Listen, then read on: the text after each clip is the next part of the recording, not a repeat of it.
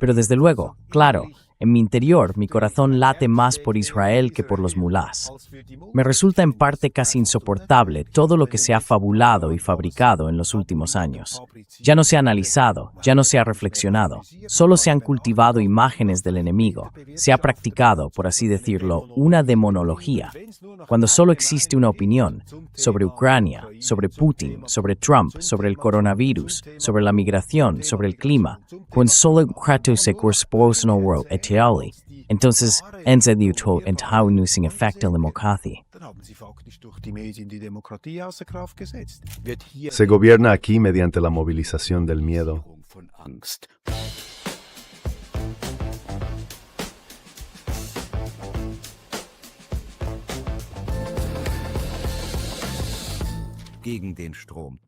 A contracorriente, sobre la persona. Hola y bienvenidos a Contracorriente. Presentamos posturas y perspectivas que los medios de propaganda ocultan.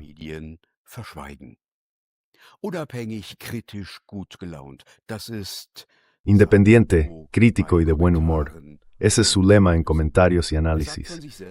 Él mismo dice de sí: soy una especie de servicio de recogida intelectual de basura que limpia todos los escombros para que uno pueda volver a ver con claridad. Es editor y redactor jefe de Weltwoche. Bienvenido, Roger Köppel. Tenemos algo en común. Estuvimos en la guerra de Ucrania, en ambos lados del frente. Conocemos ambos lados. Pertenecemos a los pocos que también se han asomado al otro lado. ¿Por qué considera usted que eso es tan importante?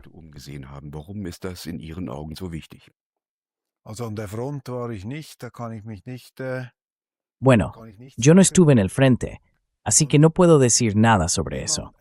Cuando uno se mueve por todos los lados, quizás se da cuenta de que muchas cosas que cree saber no son necesariamente ciertas.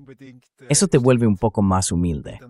En Weltwoche, y también según mi propia comprensión del periodismo, el enfoque poco convencional es, por supuesto, importante. Cuando todos están tan seguros en su juicio sobre quiénes son los malos y quiénes los buenos, en mí siempre se enciende una pequeña alarma. Entonces pienso que me siento obligado, sobre todo, a hablar también con aquellos con los que ya nadie quiere hablar. Uno se ve empujado, casi inevitablemente, a ese papel, a convertirse en una especie de defensor de unos frente a otros. Pero creo que para nosotros, los que estamos fuera, es simplemente importante, especialmente en guerras, en situaciones difíciles, en conflictos, ir siempre a contracorriente, a contrapelo, remar contra la cofrendi. Interpretar pues a la verdad, sin por que setback confiar en burgores oficiales. Quien nada contra la corriente encuentra la fuente. Sería bonito, pero a veces eso no funciona.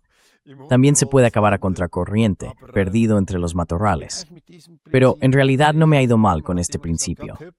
Siempre se decía, ya desde hace tiempo, sobre Köppel, bueno, llevo mucho tiempo siendo periodista en este ámbito, si toda Suiza dice una cosa, Köppel dirá otra.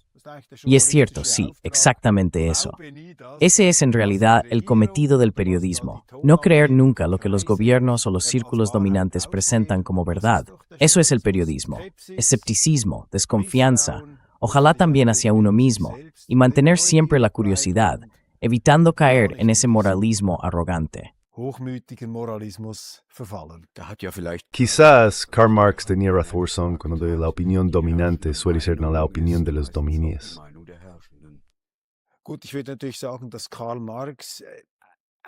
Bueno, yo diría, por supuesto, que Karl Marx en realidad se equivocó de manera fundamental en casi todo. Y si hay puntos de contacto con la verdad, serían, por supuesto, de carácter puramente casual.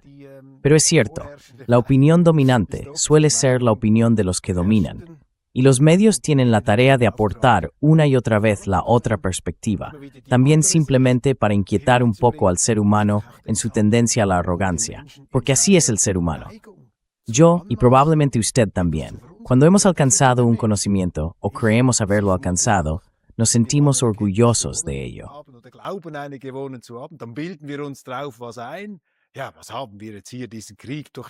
Y bien, hemos comprendido ahora esta guerra, o somos mucho más inteligentes. No. Siempre hay que oponerse un poco, para no perder el suelo bajo los pies. Esa es la tarea. En realidad, no somos tanto el servicio de recogida de basura. En realidad, producimos demasiada basura para llamarnos así, el periodismo. Pero a veces, sí somos quienes pueden aportar algo de realismo, arrojar luz en la oscuridad o simplemente examinar la sobrecarga general desde distintas perspectivas, sin caer en la arrogancia. Usted trabajó en su momento en la Neue Zürcher Zeitung, hoy es el redactor jefe de la Weltwoche. Usted posiciona la Weltwoche, se podría decir, al margen de los autodenominados medios de calidad. ¿Cómo evalúa hoy el panorama mediático suizo?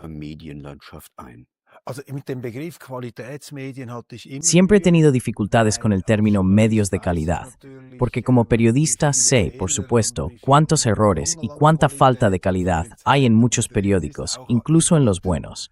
Y soy un periodista apasionado. Me parece también una profesión estupenda, pero al mismo tiempo advierto o conozco ciertas enfermedades profesionales del periodismo, sobreestimarse a uno mismo o esos discursos sobre la calidad. Y eso me ha molestado cada vez más en los últimos años. Que se diga que estos son ahora los medios de calidad, como si fuera una especie de insignia de natación o una medalla que un mimo se otorga.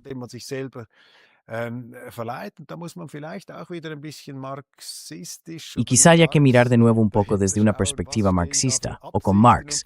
¿Qué hay detrás? ¿Qué intenciones e intereses se esconden cuando de repente aparecen esos términos? Y sí, Die Weltwoche es, por supuesto, un título de calidad con larga tradición en Suiza.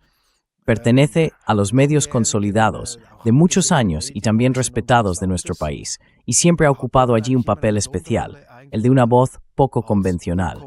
Es decir, así me lo enseñaron también aquí. Al incorporarme al puesto, hablé con muchas personas sobre ello y me familiaricé con la historia de esta publicación. Lo poco convencional en esta redacción, y es necesario hacerlo, consiste en tomarse siempre la libertad de examinar las cosas desde otra perspectiva.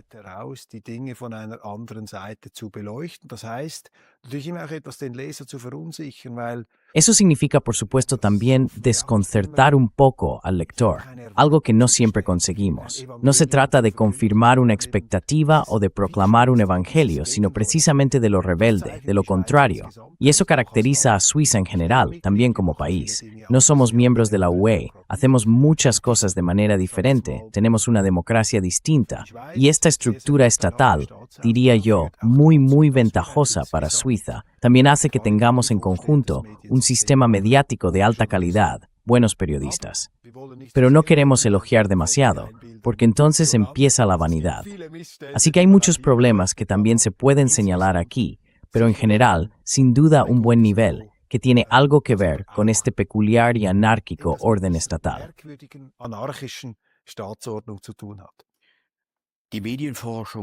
La investigación sobre los medios de comunicación constata que, más allá de las fronteras nacionales, los grandes medios siguen la narrativa propagandística de la política estatal. ¿Ocurre lo mismo en Suiza?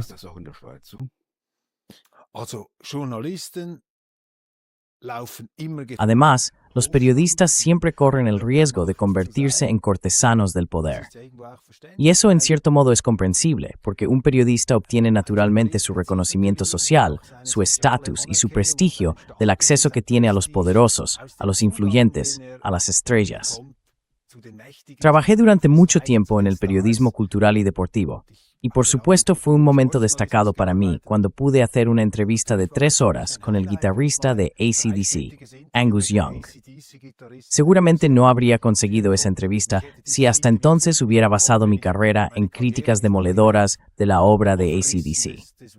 Y en política, por supuesto, también ocurre que los pasillos del poder no están igualmente abiertos para todos.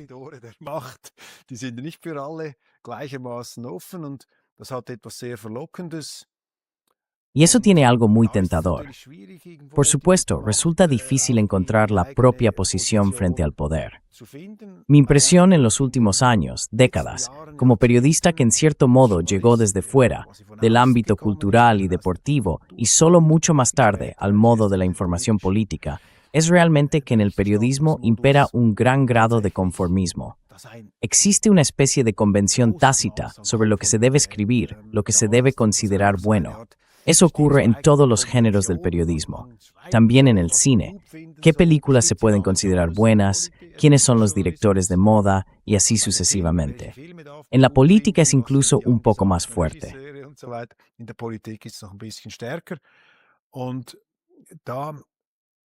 Y entonces tuve la oportunidad de hacer una entrevista, también con una superestrella del periodismo, Ben Bradley, del Washington Post, el redactor jefe del caso Watergate. Le pregunté, ¿cuál es en realidad el principio más importante del periodismo? Y me dijo, dos cosas. Primero, consíguete un buen propietario para el que tengas que trabajar. Eso es muy importante. Y segundo, nunca creas nada de lo que te diga el gobierno. Esa, por supuesto, es la experiencia de la guerra de Vietnam, de los medios críticos estadounidenses, de la cobertura sobre Nixon. Para mí eso también fue una especie de edad heroica, por así decirlo, del periodismo.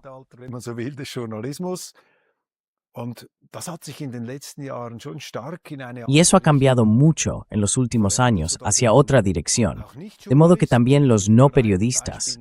Solo quiero mencionar un ejemplo. El director alemán Werner Herzog, a quien aprecio mucho, en el contexto de toda la cobertura mediática, no solo sobre el coronavirus y esos temas, sino sobre todo después de la guerra de Ucrania, dijo en una gran entrevista que el periodismo debía desconfiar de los relatos oficiales del bien y del mal. Y creo que muchas personas comparten esa impresión. Por eso también se apartan de muchos medios establecidos. Dicen, esto ya no es para mí una información independiente, sino periodistas integrados que, sin embargo, afirman no estarlo. Aquí algo ya no funciona. La cercanía entre el Estado y el periodismo, los medios, se ha vuelto demasiado grande.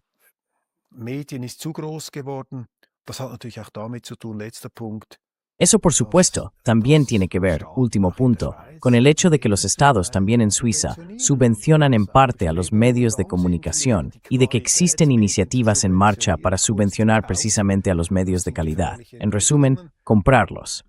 Son desarrollos peligrosos que, sin embargo, se compensan de nuevo en Internet, donde surgen movimientos contrarios. Esta tendencia, este peligro, existen, y en este momento observo un fuerte control de la política sobre los medios, una restricción de los medios, así como el intento de limitar por parte del Estado la libertad de expresión y la diversidad.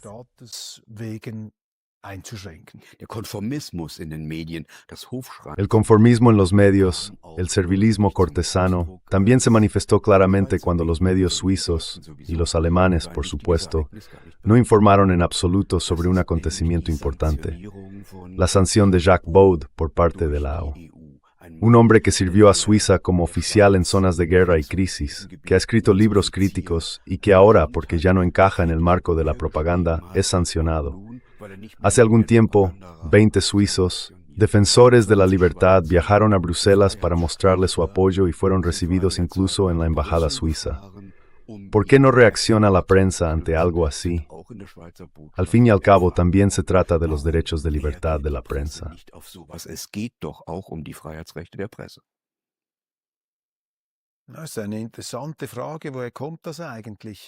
Esa es una pregunta interesante. ¿De dónde viene realmente eso? Eso muestra, por supuesto, la apropiación precisamente de esos medios establecidos, o de ciertos medios establecidos, por una determinada narrativa del bien y del mal. Y eso para mí, y ahora hablamos en relación con Jacques Baud, tiene que ver sobre todo con la guerra de Ucrania, en la que él se ha destacado como analista, con descripciones y exposiciones que no son compartidas, que difieren en ciertos círculos políticos o del relato oficial, por así decirlo. Y por eso es sancionado, tratado prácticamente como un terrorista. Eso, por supuesto, es un hecho escandaloso.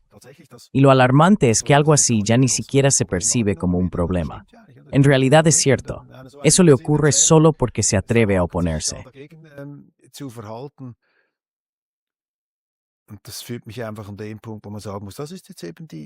Y eso me lleva simplemente al punto en el que hay que decir, esto es, precisamente la consecuencia de una opinión pública excesivamente conformista, de lo que no puedo llamar de otra manera que una enorme noticia falsa o una unilateralidad que se ha vivido en el trato con esta guerra de Ucrania, con toda esta desgracia que lleva años desatándose. Debo decirle que esto es en parte casi insoportable, lo que se ha fabulado y fabricado en los últimos años. Ya no se analizaba, ya no se reflexionaba, solo se cultivaban imágenes del enemigo. Se practicaba, por así decirlo, una demonología. Estaba prohibido abordar las causas históricas de este conflicto. No tuvo lugar ningún debate, prácticamente una mutilación del pensamiento y también de la democracia. Porque en una democracia, en los debates públicos, deben enfrentarse diferentes puntos de vista para que exista siquiera la posibilidad de elegir.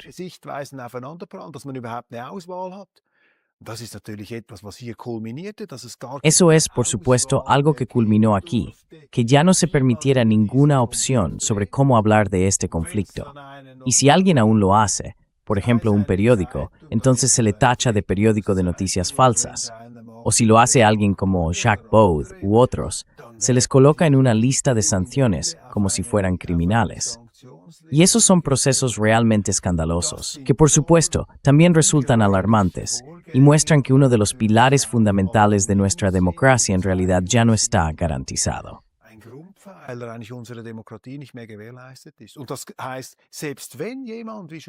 Y eso significa que incluso si alguien como Jacques Baud dice las mayores tonterías, mientras no difame a nadie ni viole ningún principio penal, tiene derecho a hablar libremente. Entonces, el Estado no debe molestarlo ni intimidar a otros por ello. Así que estamos en una pendiente muy resbaladiza, y yo digo, soy periodista, soy empresario de medios. Y esto ocurre cuando en los espacios públicos democráticos, y eso existe, ya lo señalaron los clásicos de la teoría política, Tocqueville ya lo advirtió, otros también lo dijeron. En las democracias, el conformismo de opinión puede convertirse en un poder totalitario. Por eso, hacen falta medios que mantengan ese conflicto, esa competencia de ideas. Y eso hay que hacerlo una y otra vez. Claro, como Weltwatch, quizá también me beneficie de ello.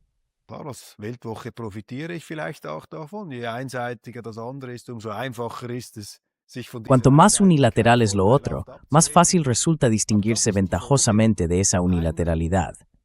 Pero eso es consecuencia de una simplificación antidemocrática de la formación de la opinión. Porque cuando solo queda una opinión sobre Putin, sobre Trump, sobre el coronavirus, sobre la migración, sobre el clima, cuando solo una narración se considera la verdadera y la tolerable, entonces de hecho, los medios han dejado sin efecto la democracia. Porque así se hace creer a los votantes que ya no hay alternativa, que no existe una variedad de perspectivas, como si el Estado y ciertas instancias fueran los propietarios de la verdad. Entonces volvemos muy rápidamente a una realidad política que se sitúa en algún punto anterior a la Ilustración. Step está así que hay una recaída en la inclusión. Sí, quiero decir, el intento es muy importante. Hay que tenerlo presente sin ningún tipo de moralismo y también sin ningún dramatismo. Lo que estamos viviendo aquí en el fondo no es nada nuevo bajo el sol. Desde que los primeros hombres de las cavernas salieron de sus cuevas y formaron comunidades que había que organizar de alguna manera, con poder e impotencia, y luego existió la relación entre el individuo y el colectivo, el Estado, o como se le quiera llamar, la libertad snimatumorthin tenenioshari. Kerisiu, música es hurdiu, por alfo, achu.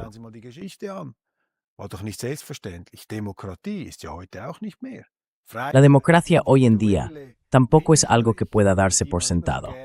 La libertad, los derechos humanos individuales, de los que tanto se habla con gusto, sí, pero ¿qué son realmente? Cuando alguien ya no puede decir lo que piensa, cuando te vienen a buscar por la mañana o acabas en una lista de sanciones. Y creo que el mensaje de estos acontecimientos, también para nosotros hoy, para mí mismo, es abrid los ojos.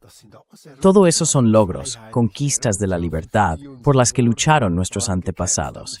No quiero expresarlo de forma melodramática, pero no es algo que se dé por hecho. Y la democracia, la libertad, deben conquistarse y defenderse una y otra vez.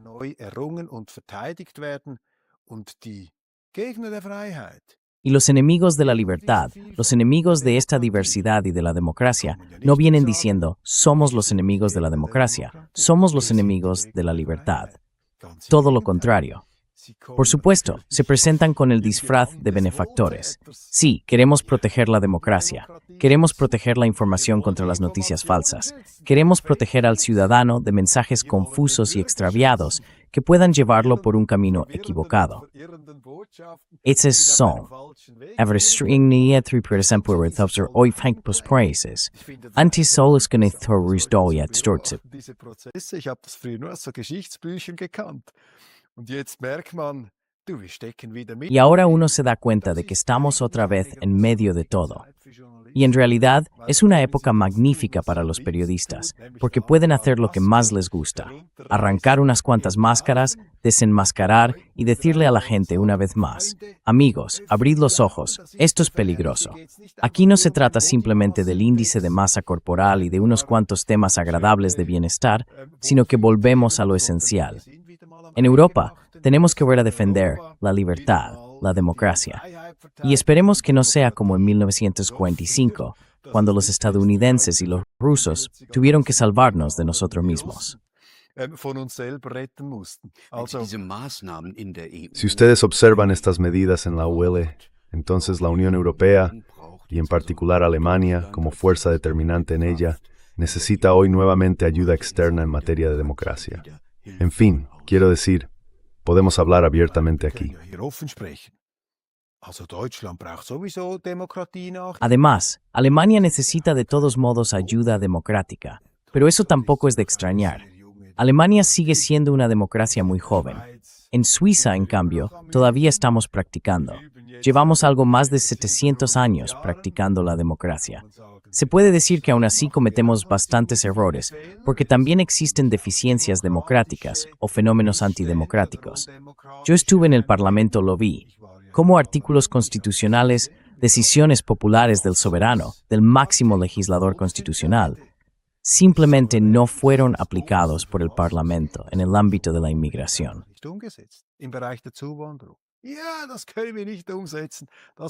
Sí, eso no lo podemos aplicar, no lo aplicamos, o mejor dicho, por supuesto que lo aplicamos, pero de tal manera que nadie note que se está aplicando, es decir, que no sea nada. También tenemos nuestras propias deficiencias. No quiero sonar arrogante, pero quizá no sea tan incorrecto orientarse hacia los suizos en cuestiones de democracia, porque tenemos más experiencia. Ahí a veces fallan los alemanes, porque el alemán, yo mismo soy un 25% alemán, tiene y Saftwell, wo du Topa o Romit Damed, Weiss Kassorort.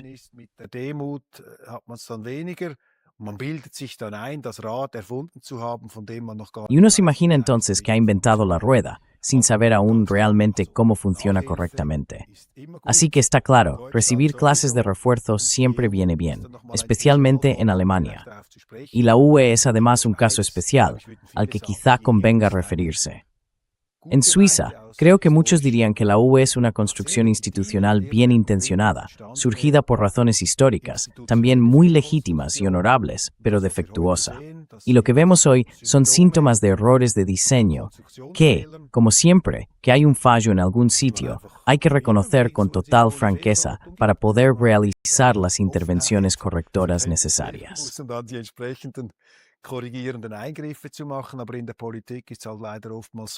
Pero en política, lamentablemente, suele ocurrir que esos errores no se corrigen, porque uno puede permitírselo, porque se cree que todavía se puede pagar. Entonces hace falta una bola de demolición más dura. Tiene que acabarse primero el dinero. Tienen que pasar muchas cosas. En una empresa, nunca podría permitirse irregularidades como las que hay en la política. Si yo como empresario despreciara a mis clientes, como ocurre en parte en Alemania o en otros países, e incluso aquí, donde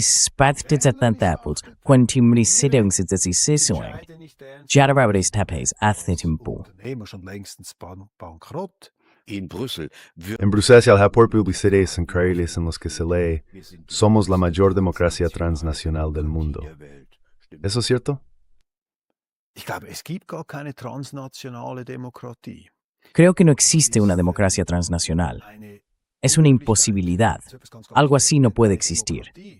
Porque una democracia está necesariamente concentrada en un territorio determinado, en un territorio limitado, una entidad territorial, un demos, una población que ejerce esa democracia, y en una constitución estatal democrática que dentro de esos límites limita y controla el poder de la política correspondiente, del Estado, mediante una población que es el soberano.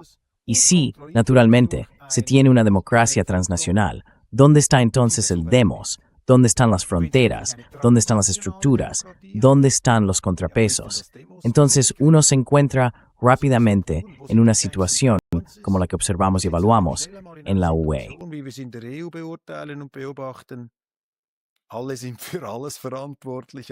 Todos son responsables de todo, pero nadie de nada. Entonces se dan fenómenos como el del euro, donde se impone una moneda única sobre economías muy diferentes. La alemana, la griega, la italiana, la española. Eso no funciona, es económicamente imposible. Hay que pagar dinero, hace falta una compensación financiera, mientras haya alguien que pueda pagar. Con las fronteras se ha visto, si todos son responsables de las fronteras exteriores, entonces nadie lo es realmente. Los estados en la frontera exterior han dicho, ¿para qué vamos a registrar a cada migrante? Entonces eres tú el tonto, porque también tendrías que devolver a esos migrantes a su país. Mejor les damos un billete de tren, así se van a Alemania.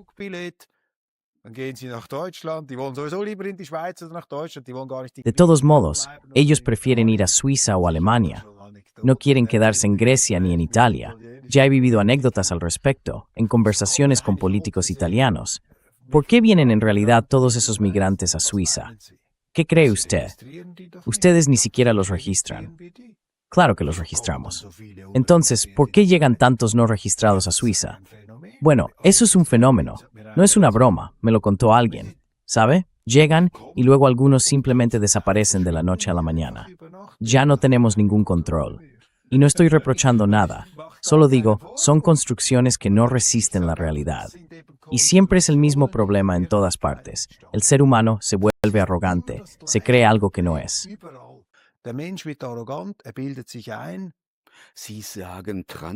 Usted dice que la democracia transnacional no funciona en absoluto. Estamos viendo, en el caso de Gbagbo y en las sanciones de la UE contra determinadas personas, que una despotía transnacional sí funciona.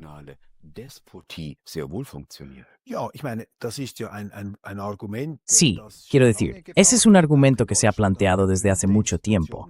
También en Alemania, instituciones y críticos famosos han examinado repetidamente a la UE con una mirada crítica.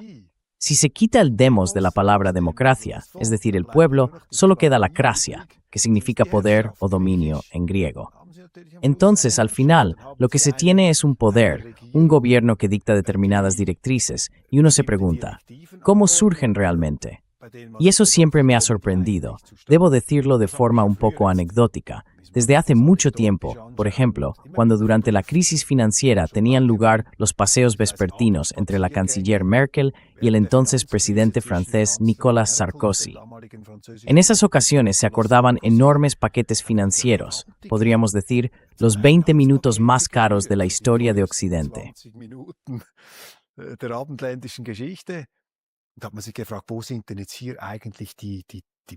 Entonces, uno se preguntaba, ¿dónde están realmente aquí los procesos parlamentarios? Se ha consultado al ciudadano.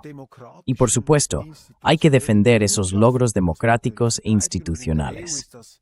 En la UE eso es muy difícil, porque esta Unión Europea, por así decirlo, también de manera legítima y comprensible, se asocia con determinados valores y se declara a sí misma la guardiana del grial de la democracia, la guardiana del grial del Estado de Derecho. Nosotros somos el Estado de Derecho, los demás no lo son, nuestros valores europeos. Esas son también representaciones retóricas peligrosas, porque se percibe la hibris, la arrogancia. Y hoy en día ocurre que la palabra democracia probablemente nunca se haya usado tanto en el discurso público como ahora. Y hay que decir que allí donde más alto se habla de democracia, probablemente sea donde menos democracia hay. ¿Y usted cree que esa organización supranacional, la Unión Europea, está hecha a la medida para imponer sanciones extrademocráticas y extralegales? Es ist einfach eine ganz große Gefahr. Mire, el gran peligro es simplemente que una organización de este tipo esté sometida a muy poco control. No hace falta tratarlo al nivel de un seminario de filosofía política, pero el problema fundamental es el siguiente. El poder es un problema. El poder siempre es un problema. Y el ser humano ha desarrollado, a lo largo de siglos y milenios, técnicas para limitar el poder. Al final, tras la Ilustración, se llegó a confiar en que el propio ser humano, dentro de las instituciones, controlara ese poder. Todo el poder emana del pueblo, figura, por ejemplo, en la Ley Fundamental Alemana, y de manera similar también en la Constitución suiza, bajo Dios, el Todopoderoso. In der Schweizerischen Verfassung, unter Gott, dem Allmächtigen, also da wird auch schon mal eine Machtschranke reingezogen. Así que, en ese caso, también se establece un límite de poder. Nadie debería imaginarse que está, por así decirlo, por encima del Todopoderoso. Eso no es algo que todos los políticos den por sentado. A veces se ven algunos que creen estar sentados en el trono más alto de todos. Y esos controles y equilibrios, por supuesto, funcionan dentro de los estados, porque un estado es un territorio limitado. Y cuanto más grande se hace un estado, más problemática se vuelve su orden constitucional. Y los Estados Unidos de América son un estado muy grande, pero tienen un sistema democrático que funciona, precisamente porque allí existen fronteras estatales. Tienen un pueblo que se identifica como tal, un soberano.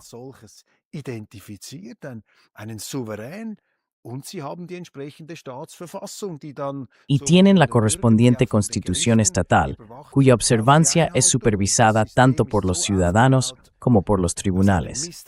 El sistema está concebido a partir de una desconfianza hacia el poder, y eso también ocurre en Suiza.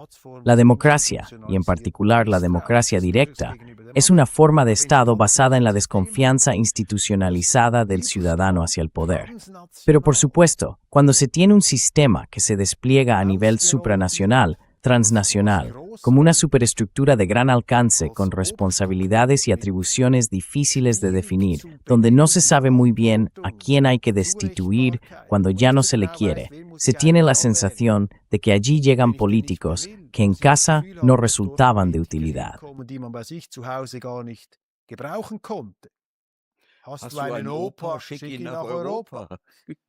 Tienes un abuelo, mándalo a Europa. Estas son, por supuesto, todas señales que muestran el problema. Y creo realmente que la Unión Europea, en su forma institucional actual, representa en muchos aspectos una amenaza para la democracia. No porque allí trabajen auténticos antidemócratas o personas malintencionadas, sino porque, debido precisamente a esta configuración institucional, existe el peligro del abuso, de una Kratos sin demos, naar un poder que es peor spells demonstrad, y que mals se no somos poderosos, en realidad no hacemos nada.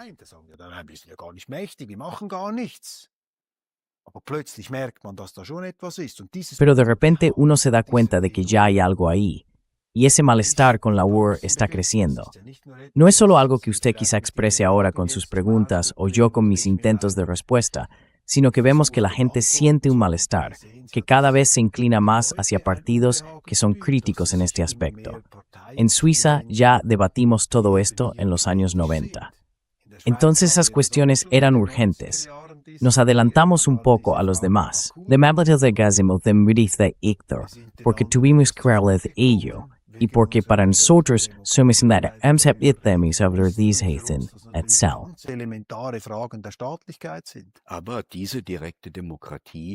Pero esta democracia directa ha tenido poco efecto en el caso de Hackburg. Estuve con los 20 invitados de Suiza en la embajada suiza, y un consejero de la embajada explicó, cuando se le preguntó, que no se le había podido expedir un pasaporte diplomático a Hackburg para protegerlo. Tampoco se puede expedir un pasaporte diplomático a cada turista en Tailandia que haya gastado su dinero con chicas fáciles. ¿Es eso apropiado?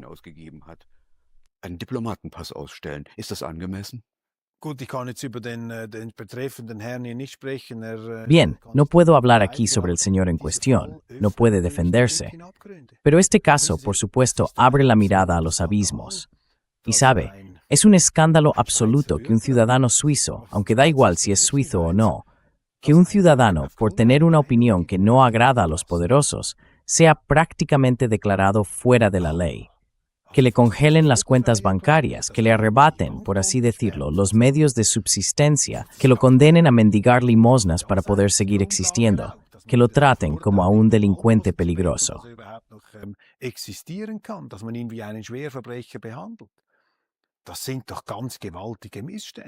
Estos son abusos realmente graves que demuestran que una estructura que actúa de esa manera ya no tiene nada que ver con la democracia, porque en una democracia rige lo siguiente: toda opinión, incluso una opinión equivocada, debe ser refutada, no prohibida. Y eso son cuestiones absolutamente fundamentales. Y por supuesto, se puede ver en frases como las que acaba de escuchar, o en esa indiferencia, que se trata de un proceso gradual en el que de repente esas evidencias democráticas empiezan a desmoronarse. ¿Esperaba usted más del Ministerio de Asuntos Exteriores de Berna?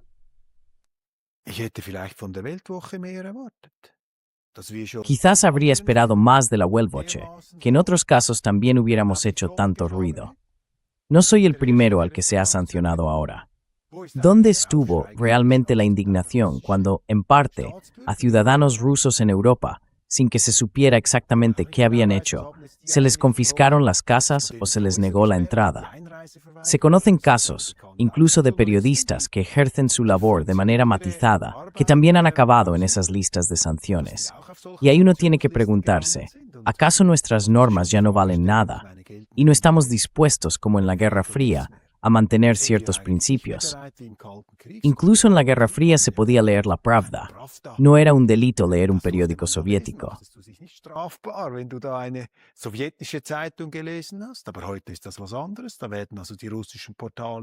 Pero hoy es algo diferente. Así que se prohíben los portales rusos. ¿Por qué en realidad? Hemos perdido la confianza en nuestra sociedad abierta. Tenemos la sensación de que quizá la otra narrativa podría ser cierta, de que ya no se puede contrarrestar con argumentos. Todo eso son señales de alarma.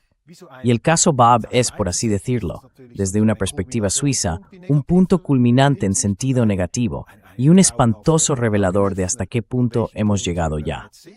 Son, pues, desarrollos muy preocupantes que me muestran que toda esta guerra de Ucrania, y esta es ya la versión optimista, nubla las mentes como un espejismo, hasta el punto de que uno olvida, de que ya no se da cuenta de en qué vía equivocada ha acabado.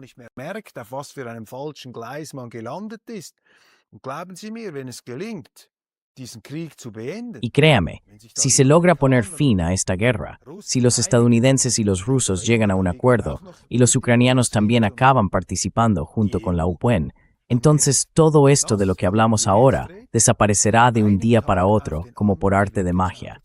Es como con la pandemia del coronavirus. En el momento en que los tanques rusos cruzaron la frontera ucraniana, la pandemia desapareció.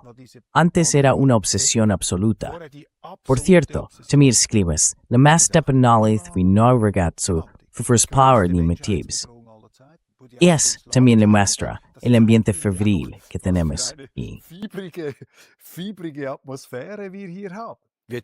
Se gobierna aquí mediante la moción del miedo. Corona, Rusia, ahora Irán.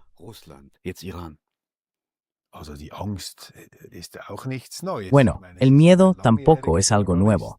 Quiero decir, usted es un periodista con muchos años de experiencia. Así que con los miedos, eso también es algo real.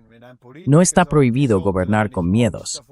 Cuando un político dice que deberíamos tener miedo de que se nos acabe el petróleo, o que quizá deberíamos temer que no sea la idea más inteligente cerrar las centrales nucleares, si en este momento no somos capaces, por ejemplo, de llenar toda la República Federal de aerogeneradores y paneles solares. Entonces eso podría ser una advertencia legítima sobre una preocupación o un miedo que realmente se puede tener.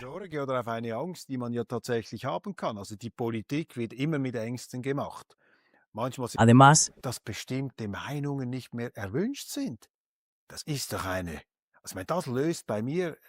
eso es.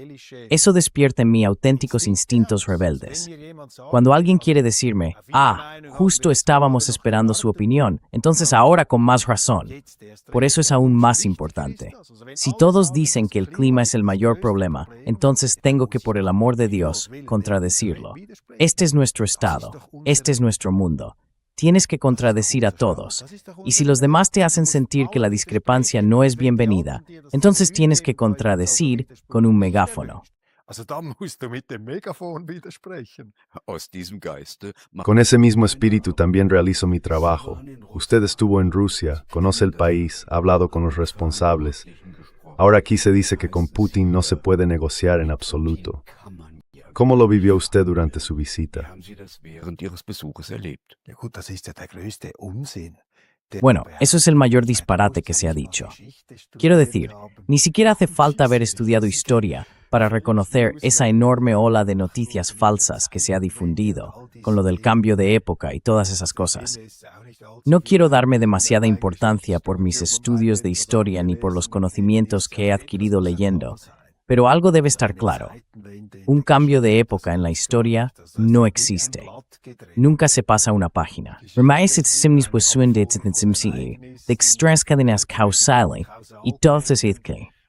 Muy difícil formarse un Brower Sickler. Sehr schwierig, sich da ein Urteil zu bilden.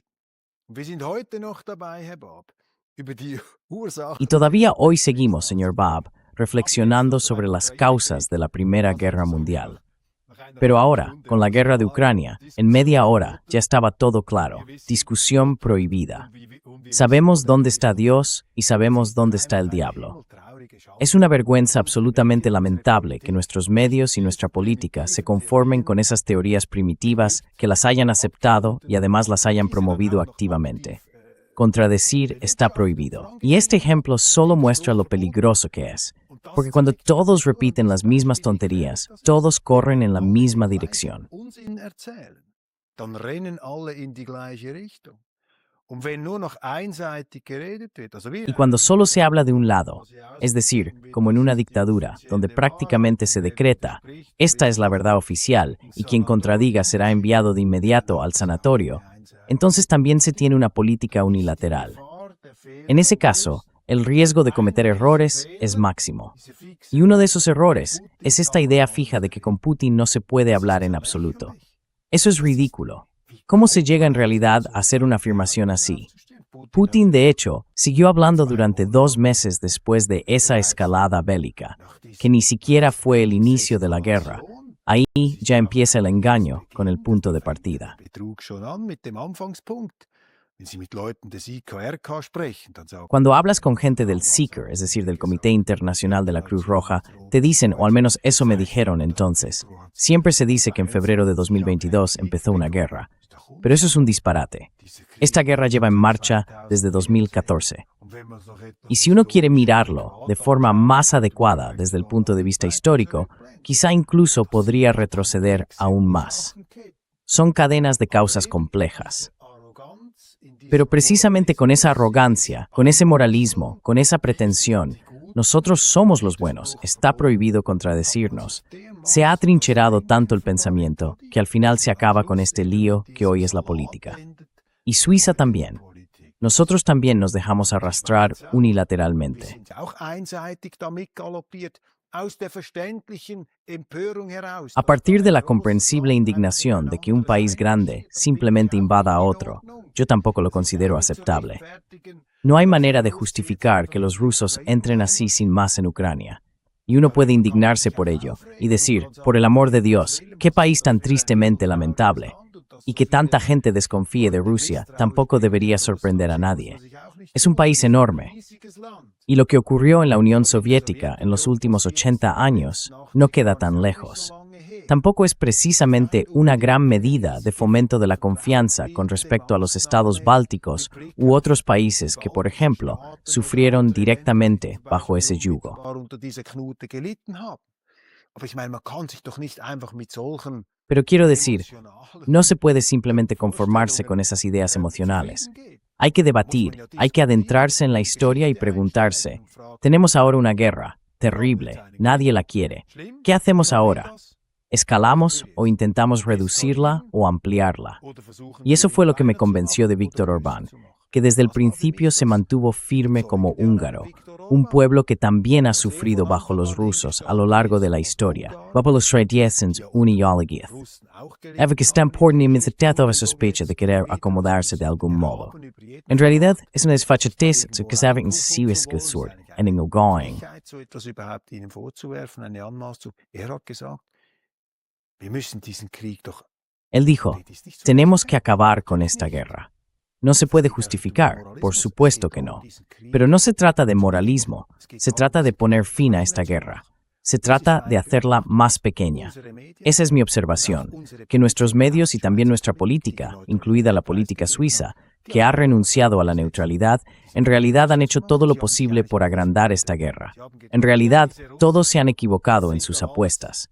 Pensaron, sí, esos rusos todos son unos inútiles. Y Putin, ese es de todos modos un tipo engreído, un autócrata del poder y demás. Ahora les vamos a mostrar quién manda aquí.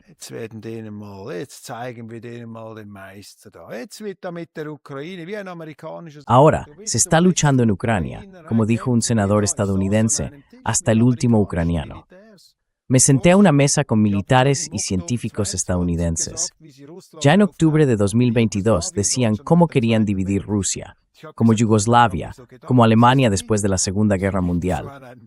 Pensé que era como estar en una cena con carniceros en casa, que ya discuten sobre el filete más jugoso, aunque todavía no hayan atrapado al buey. Esa presunción, esa arrogancia. Pero bueno, nada nuevo bajo el sol. Por eso hace falta un discurso crítico, y ahí es donde los medios han fallado. Los medios han fracasado. Ha fracasado también Suiza con esa llamada conferencia de paz en el Bürgenstock a la que los rusos ni siquiera fueron invitados. Sí, por supuesto que Suiza ha fracasado, aunque naturalmente no voy a criticar a Suiza ante un periodista extranjero, sino a defenderla. Una vez participé en un debate en la conferencia de Valdai en Rusia, y la portavoz del Ministerio de Asuntos Exteriores me reprochó que Suiza era un caso lamentable y que habíamos violado la neutralidad. Entonces le dije a la señora Zaharova, ¿qué significa eso de que Suiza ya no es neutral? Es una desfachatez afirmar algo así. Por supuesto que Suiza es neutral, le dije. Desde hace 500 años no hemos atacado a ningún otro país. Nuestro ejército no ha vuelto a cruzar las fronteras nacionales. En segundo lugar, no entregamos ni un solo arma a Ucrania.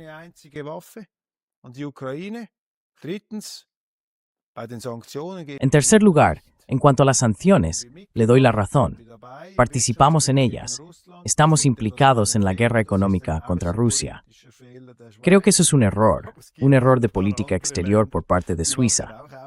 Pero hay también otros países que cometen errores en política exterior, por ejemplo Rusia. Por supuesto, Suiza también se ha metido en un callejón sin salida aquí. Pero tampoco soy de los que levantan el dedo moral y dicen, ¿qué clase de idiotas tenemos en la política que no se dan cuenta de esto? Simplemente digo, nosotros, como periodistas, hemos fracasado. Hemos alimentado esta unilateralidad y yo mismo no he conseguido cambiar esa narrativa ni hacer que algunas personas reflexionen.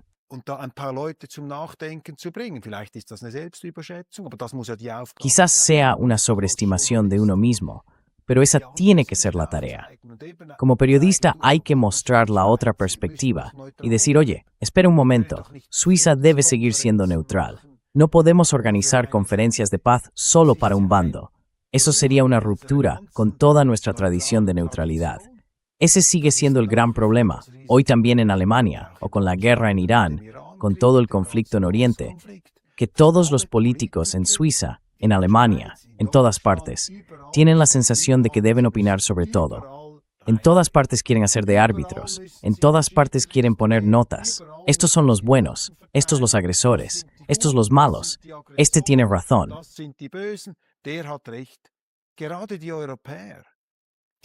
Precisamente, los europeos, que han causado tanto daño a lo largo de su historia, aunque también han hecho cosas buenas, cosas fantásticas, pero por supuesto, con ese imperialismo que antes se practicaba con barcos y ejércitos.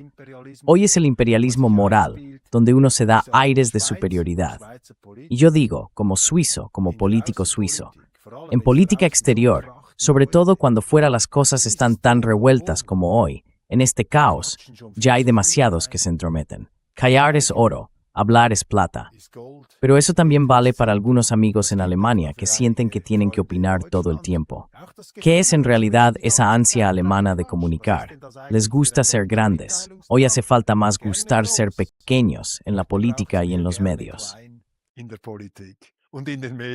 Sie haben auch mit También habló con el ex canciller federal Gerhard Schröder. Él pertenece a aquellos que inmediatamente después de la invasión rusa, es decir, aún en febrero de 2022, intentaron sentar a ambas partes a la mesa para poner fin a esta guerra. ¿Qué le dijo?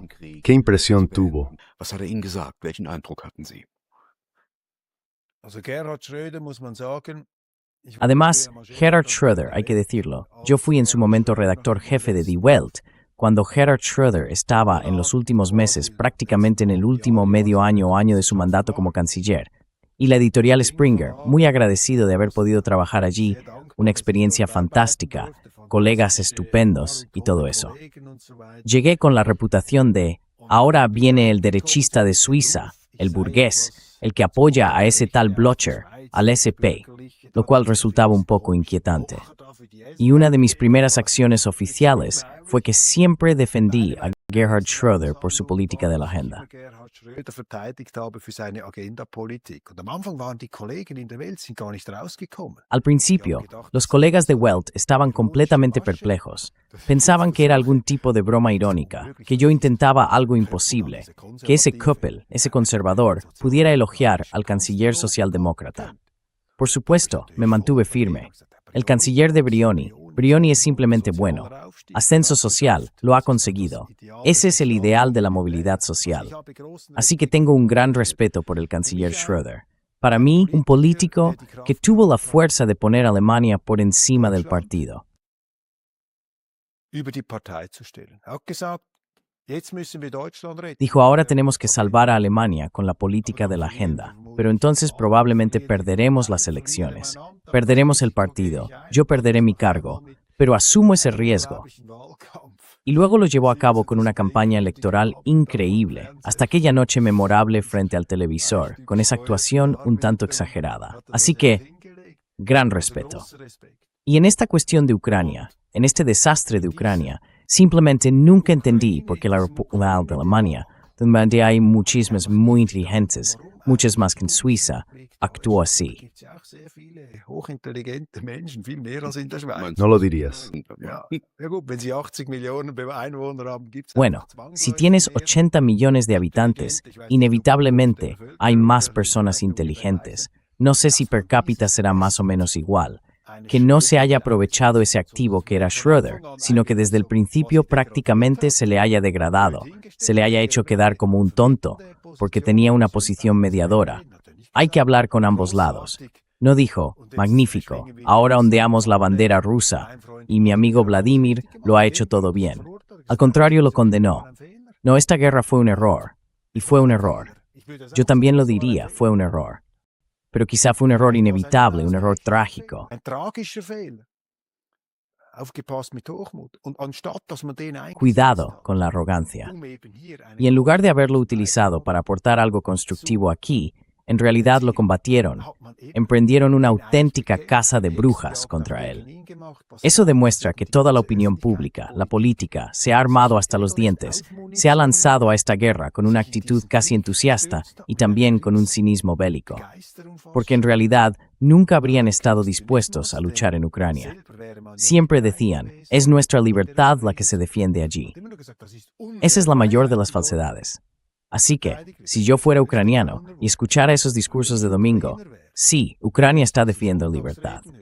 Ja, die Ukraine verteidigt da unsere Freiheit. Ja gut, wenn wir eure Freiheit verteidigen, was seid denn ihr für Himmel? Bueno, si nosotros defendemos vuestra libertad, ¿qué clase de tipos tan tristes sois vosotros? ¿Por qué nos ponéis el uniforme? ¿Por qué tenemos que morir por vosotros? Y que el presidente siga alimentando esa narrativa de luchamos por vosotros. ¿Por qué luchar?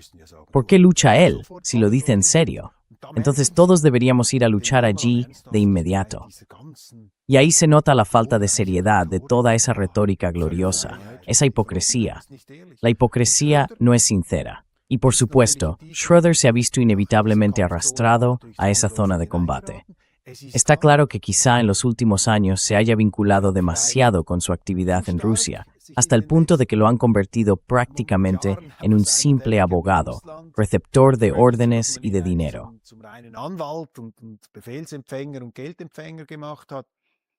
Por su vivís. Pero también ahí otra vez, ¿sabe lo que falta? No tomo a Alemania como ejemplo. Eso vale también para Suiza, vale para todos. Es la falta de pragmatismo. Aquí se ha vuelto a organizar un juicio moral. Ese email, ese terrible Schröder que aceptó el dinero de los rusos. Eso es moralismo, ya no es inteligente. ¿Cuál cree usted que fue la participación de Gerhard Schröder en las conversaciones de paz en la ciudad bielorrusa de Gomel y en Israel?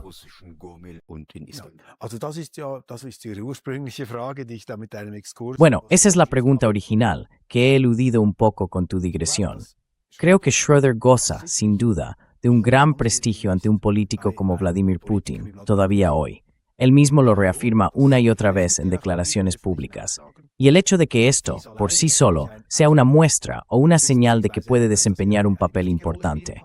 Alemania es un país absolutamente decisivo para Rusia, un puente esencial de entendimiento y cooperación. Y creo que ha desempeñado un papel muy significativo. ¿Podría cuantificarlo ahora?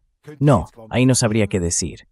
Pero si yo fuera político en una situación así, me plantearía la pregunta, ¿cómo puedo aprovechar al máximo el recurso que representa Schröder en el sentido del interés nacional de Alemania?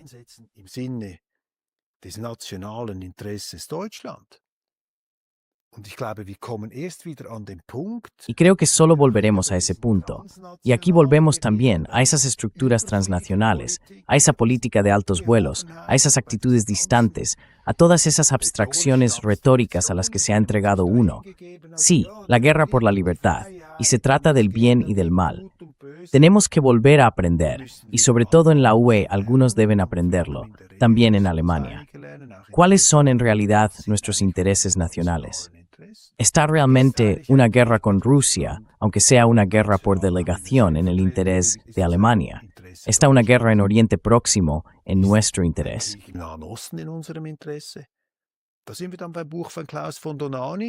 Ahí llegamos a Buchwein, Klaus von Dohnanyi, los intereses nacionales, el antiguo alcalde de Hamburgo, que también insiste en que se vuelva a incorporar con más fuerza esta dimensión y en despedirse de esas abstracciones de gran escala. Defendemos lo bueno, la democracia, la libertad, esos valores maravillosos, y cualquiera que se oponga a ello se revela de inmediato como un ser inhumano.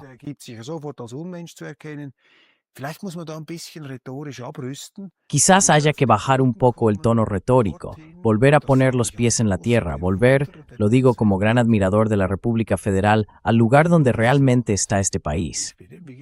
Y como ya he dicho, una parte de mi familia también procede de Alemania. Un país que de manera admirable logró reconstruirse después de 1945 y ha resistido todas las tormentas de la historia desde entonces.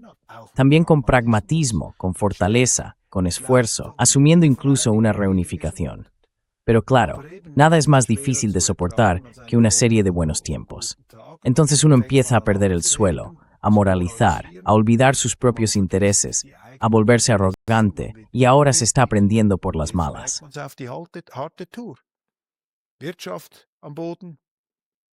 La economía por los suelos, la industria ya no es competitiva, porque los precios de la energía se disparan. Se quiso ser independiente de Rusia, pero se ha caído por completo en la dependencia de Estados Unidos.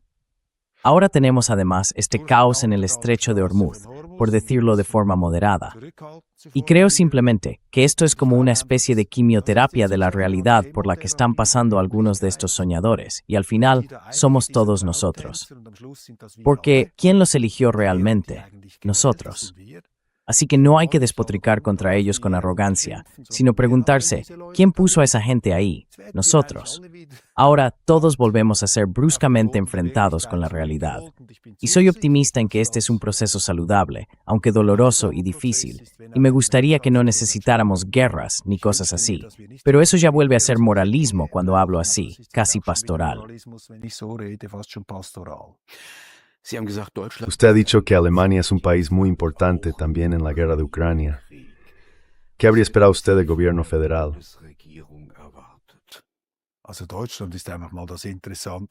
Además, Alemania es simplemente el país más interesante de todos.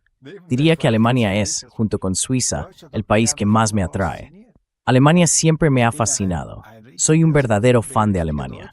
Suena un poco ridículo y condescendiente, y el alemán pensará que un suizo quiere acercarse demasiado, o que ahora vienen los suizos con sus abrazos y resultan casi un poco invasivos. Digámoslo así, Alemania me fascina, pero no me creo capaz de entender del todo cómo funciona en todos los aspectos.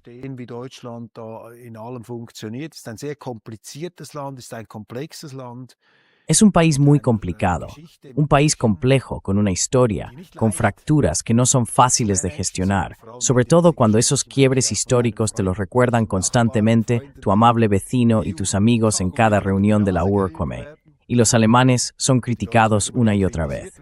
Así que Alemania es sin duda un país muy interesante y fascinante, un país que es, como creo haber oído decir, un diván occidental-oriental.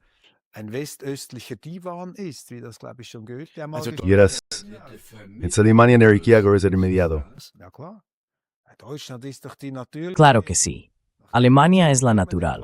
Después de haber querido siempre un lugar al sol y de haber querido jugar en el zoológico de depredadores de los grandes, se dio de bruces. Esa política de gran potencia fracasó estrepitosamente, consigo misma y con los vecinos. De eso se debería haber aprendido un poco de la historia. Ahora somos humildes. Ahora ya no queremos salir a lo grande. Ahora somos la sala de terapia.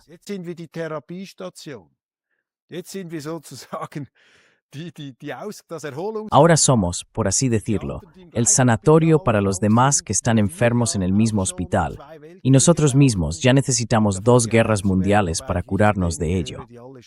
Aunque no pertenezco a los que echan toda la culpa a los alemanes, siempre hacen falta varios para provocar una catástrofe tan enorme como la del siglo XX en Europa Central. Pero Alemania es el lugar natural para el entendimiento y la mediación, por así decirlo, la gran Suiza, la Magna Helvetia. Por eso también digo, Alemania debería volverse neutral, siguiendo el ejemplo suizo. Al menos habría que debatirlo, sin despacharlo de inmediato con arrogancia. En cambio, el Tautoger Friedrich Merz, es volver sur potencia militar de Europa. ¿Qué opina usted de eso?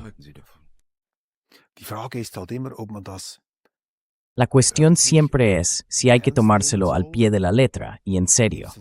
Hay voces en mi cabeza que dicen, bueno, Friedrich Merz está disculpado, ¿no? Al fin y al cabo es alemán. Siempre exageran todo. Quizá necesiten exagerar para poder ponerse en ese estado emocional de excepción y así hacer lo que realmente es necesario. No se trata de la capacidad bélica ni de tener las fuerzas armadas convencionales más poderosas, pero ya sería algo si se volviera a tener unas fuerzas armadas alemanas capaces de defenderse, que pudieran realizar maniobras decentes, etc., donde todo funcione y se pueda defender el propio país de forma creíble en caso de guerra. Que existen grandes deficiencias en este ámbito, eso lo ha reconocido Merz, y también otros políticos alemanes, con razón.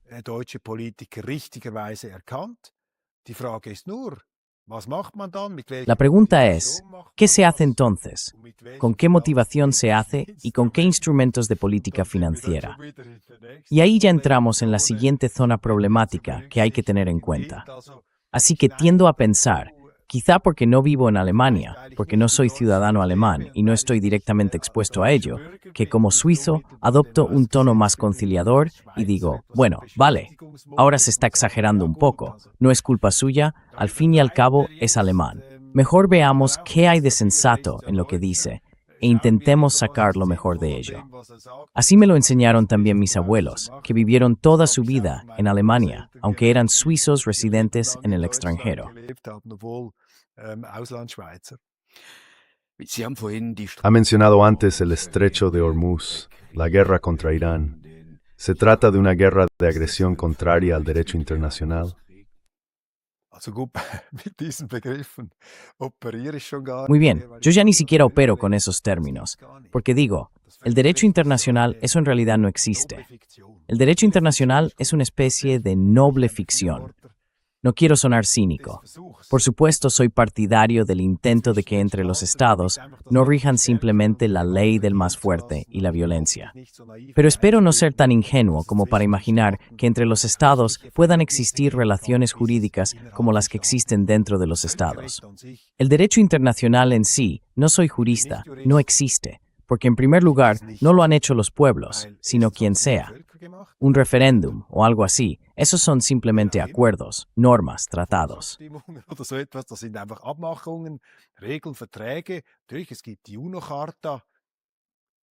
Por supuesto, existe la Carta de la ONU, que no es más que un mero postulado, un acuerdo entre nosotros o una exigencia moral. Es decir, no deberíamos atacar ahora a otro Estado. Para que algo así se convierta en derecho, en definición de ley, en obligación, se necesita una instancia capaz de hacerla cumplir jurídicamente. Y eso no lo tenemos. No existe un Estado por encima de los Estados. Ningún superestado, ningún Estado mundial, que por así decirlo, considere todos esos conflictos interestatales como disputas internas entre cantones y, en caso necesario, imponga esas normas jurídicas con una fuerza policial central. Eso no existe.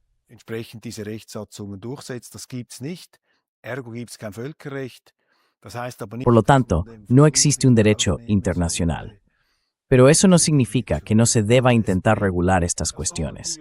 Que sean los juristas, que sean los expertos quienes discutan si algo es contrario al derecho internacional o no, o incluso si el derecho internacional existe realmente.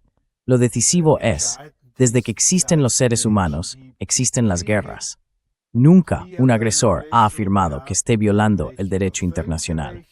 La mayoría de las veces, un conflicto necesita de dos partes. Pero siempre hay que observar quién participa en esos conflictos, cuáles son las posiciones de cada uno.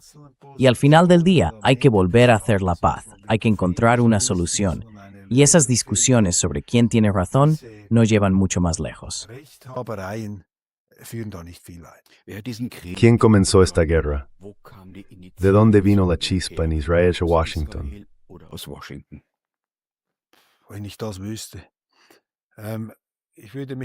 Si lo supiera, en un sentido amplio, me consideraría afín al pensamiento conservador, aunque en realidad soy un ecléctico. También hay quienes dicen que ahora me he vuelto más de izquierdas. Sin duda soy una persona de mentalidad más bien burguesa, situada a la derecha del centro, y también me sentaba en el lado derecho de nuestro venerable Parlamento en Berna. Es decir, juzgar con precisión cómo, por qué, y a partir de qué motivos y acciones específicas surgió esta guerra es muy, muy difícil. Y en Oriente Próximo, de todos modos, tratamos con una zona problemática, en la que lo conservador significa ya resulta complicado comprender las circunstancias suizas, los distintos intereses. ¿Cuánto más difícil es entonces en esa región, que es tan compleja?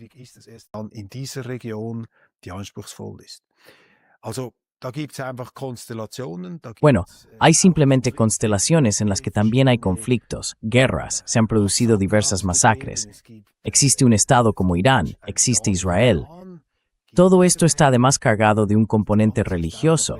¿Cuánto exactamente? Es difícil de decir. Un entramado complejo.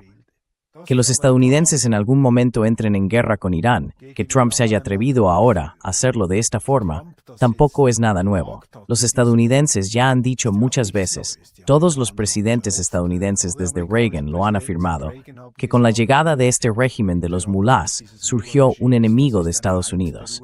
Y a la inversa, los Estados Unidos son calificados como el gran Satán, e Israel es el pequeño Satán. Y esas son simplemente constelaciones de enemistad que han estallado en este momento.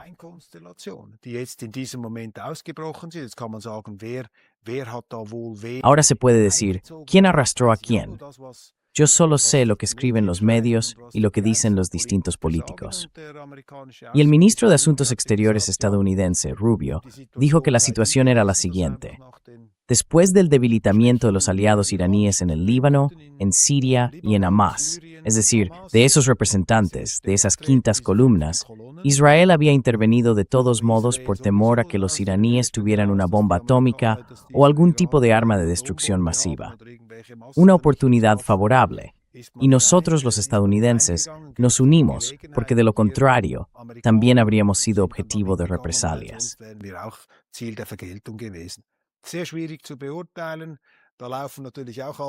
Muy difícil de evaluar. Por supuesto, todas las alarmas se encienden. Armas de destrucción masiva, todo eso ya lo hemos oído antes. Pero según mi entendimiento, puedo estar equivocado, Irán tampoco es un estado sui generis. Si durante medio siglo se lanza una amenaza de aniquilación contra otro país, con los correspondientes representantes, fuerzas militares, y además se intenta llevarla a cabo, entonces, sí, uno no se gana precisamente la amistad de otros estados, eso también debe quedar claro. Por supuesto, en Israel también hay algunas personas que no resultan muy simpáticas, pero me parece tremendamente difícil, desde Europa, volver a presentarse como el gran juez que decide quiénes son los buenos y quiénes los malos.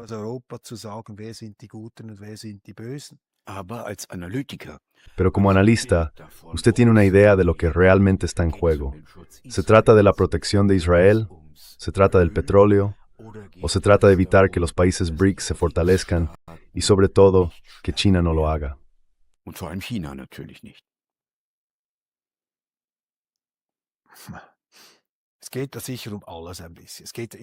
Se trata, sin duda, de un poco de todo. Siempre se trata de poder, siempre se trata de petróleo, se trata de zonas de interés. Pero lo que estamos observando ahora es, en el fondo, la consecuencia del colapso de la hegemonía estadounidense en solitario, por así decirlo, después de la Guerra Fría. Tras el derrumbe de la Unión Soviética y la caída del muro de Berlín, los estadounidenses estuvieron casi 30 años en la cima sin rival. Ahora se nota que ya no tienen la fuerza, que ya no son lo bastante poderosos. Siguen siendo muy fuertes. Cuán fuertes es difícil decirlo, pero ya no tanto como antes. Rusia ha recuperado terreno. China va por el carril rápido. Otros países como India, los llamados BRICS, y también otros como Vietnam, ya no son tan pobres como lo fueron en su momento.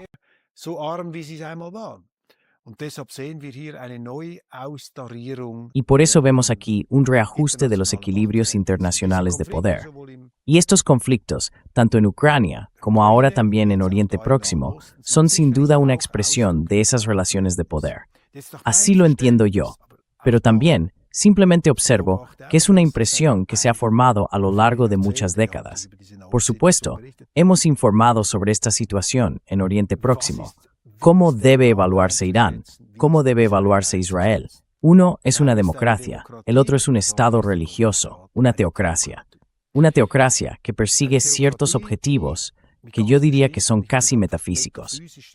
Eso siempre me recuerda, aunque claro, aquí estoy improvisando como analista de política exterior, simplemente le doy algunos de mis puntos de referencia.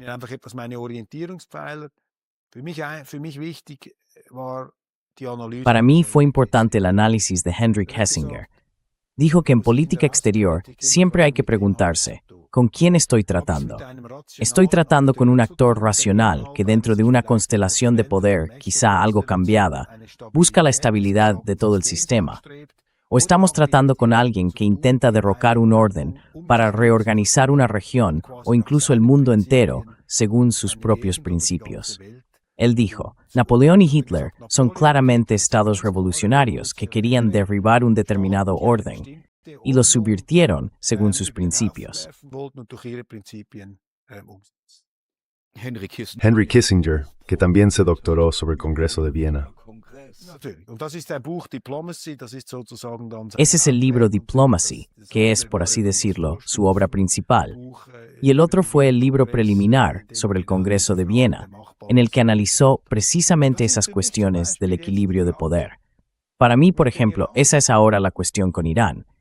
E Israel, en realidad, no le había hecho nada a Irán en 1979, cuando el gobierno fue derrocado y ese líder revolucionario Khomeini llegó al poder. Pero desde el primer momento, si lo recuerdo bien, los iraníes declararon la eliminación de la entidad sionista, es decir, la negación misma de la forma estatal, como una especie de deber de Estado. Y por supuesto, desde la perspectiva de Israel, esa es una situación completamente imposible. ¿Cómo se puede llegar a un compromiso con alguien así? No eran simples declaraciones de palabra.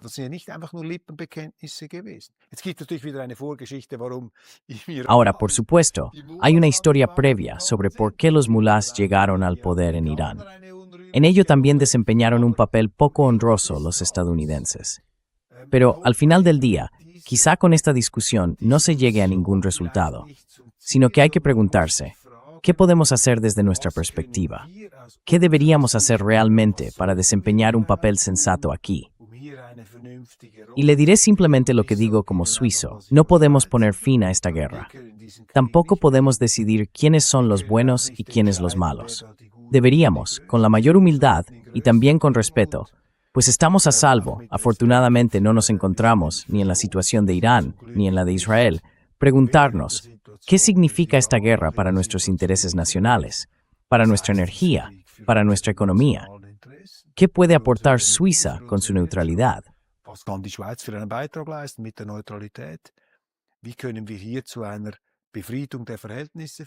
¿Cómo podemos lograr aquí una pacificación de las circunstancias? Si Irán puede integrarse en un orden estable, con un Israel que es sencillamente como es, eso lo veremos. Pero claro, en mi fuero interno mi corazón late más por Israel que por los mulás. Y debo decirle que me sorprendo un poco cuando observo parte del periodismo. Tengo la sensación de que para algunos comentaristas, en realidad, Trump y Netanyahu son monstruos mayores que ese gobierno de Teherán. No es tu thing en formas de los medios, no en Twitter pues piu. Pero lo que ocurre allí es en parte un eclipse. Zum Teil Sonnenfinsternis, was dort passiert. Aber eben, jetzt bin ich auch schon wieder im Moralisieren, sollte man nicht... Pero claro, ya estoy otra vez moralizando, y eso no debería hacerse. Pero creo que es un conflicto complejo. No hay que tomarse a la ligera esas censuras y repartos de notas. ¿Se equivocaron Trump y Netanyahu en sus cálculos? Hay muchos indicios que apuntan en esa dirección. Pero en este momento, por supuesto, todas esas opiniones, ese es, por así decirlo, el relato dominante, Trump y Netanyahu, el mayor desastre.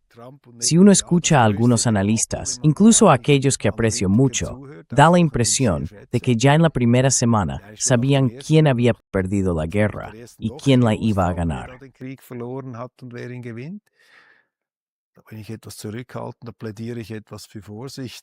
Si me contengo en algo, es porque abogo por la prudencia al juzgar las guerras. Recuerdo que en octubre de 2022 había muchos convencidos de que Rusia estaría derrotada ya en febrero de 2023, o incluso en octubre de 2022. Difícil de decir. Así que hay grandes riesgos. Hay muchos indicios de que las cosas no han salido en absoluto como los estadounidenses y los israelíes se habían imaginado. Pero, como siempre en la guerra, es muy difícil separar los hechos, la propaganda, la niebla, las incertidumbres y demás. Por tanto, mirar con humildad el ámbito que uno mismo puede influir en nuestros propios países.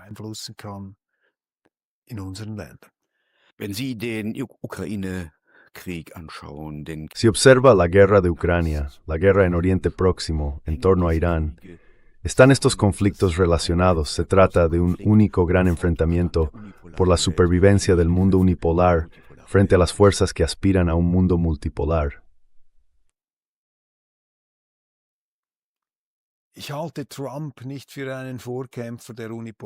No considero a Trump un defensor del mundo unipolar. Creo que eso es cierto. Creo que también hay que abstraerse un poco de la consideración de las personas. Aunque puede haber excepciones. Por ejemplo, cuando un país determinado tiene un régimen muy específico. Tomemos la Alemania nazi con Hitler. Allí, por supuesto, la persona del líder del Estado es absolutamente decisiva para todo el carácter de la comunidad. Y naturalmente, estamos por esa experiencia histórica. Por eso tendemos también a juzgar otras cosas con ese mismo molde. Pero mi visión de Trump es otra. Sicht auf Trump ist eigentlich eine andere. Ich sage, die Amerikaner haben einen Digo que los estadounidenses eligieron a un outsider que se presentó con la frase «Voy a poner fin a todas estas guerras sin sentido». Ahora uno se pregunta qué ha pasado realmente con Trump. ¿Se ha convertido en su propia caricatura? ¿O no comprendemos lo que está ocurriendo aquí? Es todavía demasiado pronto para emitir un juicio. Pero los estadounidenses se dieron cuenta, y Trump, con ese relato, con ese lema de América primero, ganó las elecciones. Se enfrentó a todo el establishment y dijo, no debemos seguir librando estas guerras, no debemos seguir cometiendo estos errores. Kriege machen, wir dürfen nicht mehr diese Fehler machen. Und dann hat man ja gesagt, er sei ein Isolationist. Y entonces se dijo que era un aislacionista, alguien que solo miraba hacia Estados Unidos. Y yo ya escribí sobre él en aquel momento. No, atención, no es un aislacionista. Probablemente sea un pragmático. Desde luego no es un político intervencionista neoconservador, como por ejemplo John Bolton, su antiguo asesor de seguridad. Ese ataca países antes incluso de poder pronunciar correctamente el nombre del país en cuestión. Esa actitud impaciente de querer mejorar el mundo, ese idealismo extraviado, dicho con benevolencia, de otros presidentes, Trump ciertamente no lo tiene. Es un pragmático.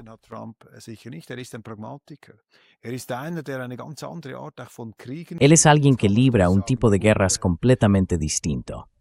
Ahora, por supuesto, se puede decir, bueno, ¿qué está haciendo ahí? Y creo que, si observo su política de seguridad, diría que no se trata de una situación unipolar, sino más bien de una política de esferas de influencia. Doctrina Monroe en Sudamérica. Él dice que es absolutamente inaceptable que Venezuela venda su petróleo a Rusia y China. Esos son rivales geopolíticos nuestros. No son nuestros enemigos mortales, pero sí rivales. ¿Se están marcando territorios? Claro que sí, por supuesto. Esos son los dominios de los depredadores. Y hay que fijarse en los detalles para no quedar atrapado en medio.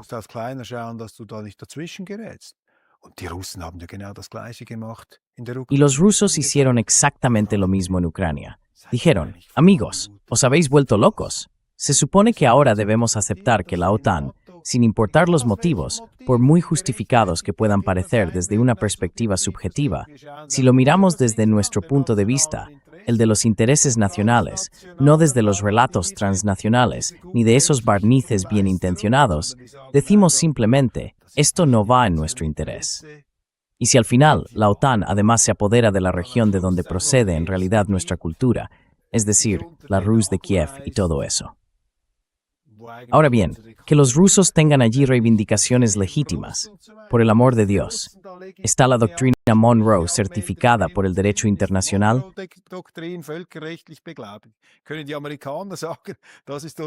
¿Pueden los estadounidenses decir, este es nuestro ámbito de influencia? Con ese planteamiento no vas a ninguna parte. Pues bien, los rusos dijeron, hasta aquí y ni un paso más. Y Occidente, y este es mi reproche a Occidente, los estadounidenses, los europeos, ganaron la Guerra Fría. ¿Y quién gana la guerra? Prácticamente contra un antiguo aliado en la Segunda Guerra Mundial. Los rusos perdieron después 26 millones de personas. Los soviéticos perdieron. Hay que tratar al perdedor con cuidado. Y sí, por supuesto, le haces entender al perdedor. Eres una potencia regional, una quantité negligible.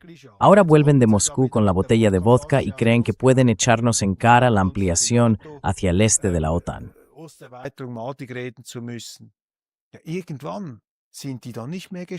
En algún momento dejarán de estar debilitados. Y entonces dirán, ahora marcamos nuestros territorios. Mi sospecha es que se ha evaluado completamente mal a Putin, precisamente porque no se ha debatido. Ahora se ve en Putin a un Hitler 2.0.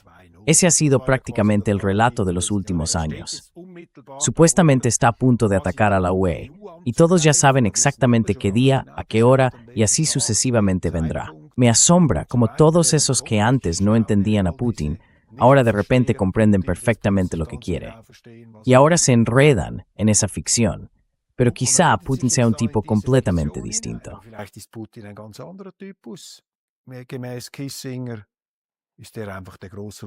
Según Kissinger, él es simplemente el gran nacionalista ruso que en este nuevo orden multipolar delimita sus reivindicaciones en las zonas de influencia y en las esferas de seguridad. Y ahora surge la gran pregunta en Oriente Próximo. ¿Qué es Irán? ¿Es Irán también un actor racional? Y toda esta retórica apocalíptica de los religiosos, de los mulás, de los islamistas, es, por así decirlo, una especie de burbuja ideológica que no hay que tomar al pie de la letra, aunque apoyen a personas que en Israel no se limitan a repartir libros de oración, sino que disparan cohetes. Cuando niegan el derecho a existir de otro Estado, no estoy seguro de que Irán pertenezca a la misma categoría que Rusia, aunque probablemente Irán también sea un país con intereses racionales.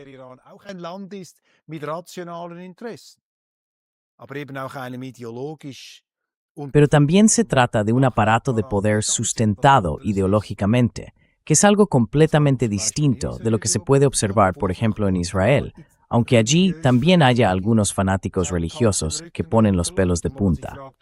Y uno se pregunta, por el amor de Dios, ¿acaso hacen todo lo posible por dañar su reputación ante la opinión pública mundial? Pero, por ejemplo, me parece incorrecto que un partido como la AfD en Alemania se entrometa ahora de esta manera en esta guerra de Oriente Próximo y critique también, por ejemplo, a Israel. Esa no es la tarea de Alemania. Tampoco es mi tarea ni la nuestra. Nuestra tarea consiste quizá en aclarar ciertos malentendidos. Eso significa que estaría de acuerdo con el canciller Merz cuando dice que ahora no es el momento de criticar a nuestros aliados. Yo lo diría así, iría incluso más lejos. No es momento de que Alemania critique a nadie ahí fuera. ¿Con qué derecho, en realidad? Y no hablo de los alemanes, no hablo de usted, de los ciudadanos alemanes, sino de un canciller. ¿Acaso el mundo estaba esperando a ver a quién critica el canciller alemán? ¿Le interesa eso a alguien? ¿Produce algo bueno que el canciller alemán critique a alguien? No sirve de nada. El criticado no va a decir por eso, gracias Friedrich Merz, por dissimulering. Witste ordigem manditur top skrinis.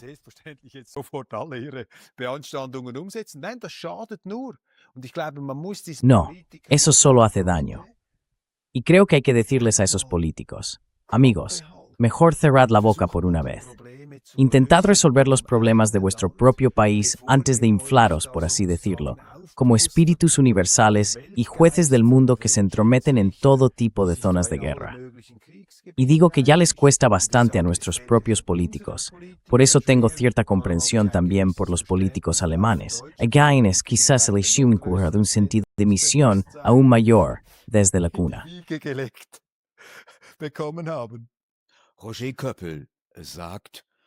Roger Köppel dice que a los políticos les vendría bien un poco más de modestia.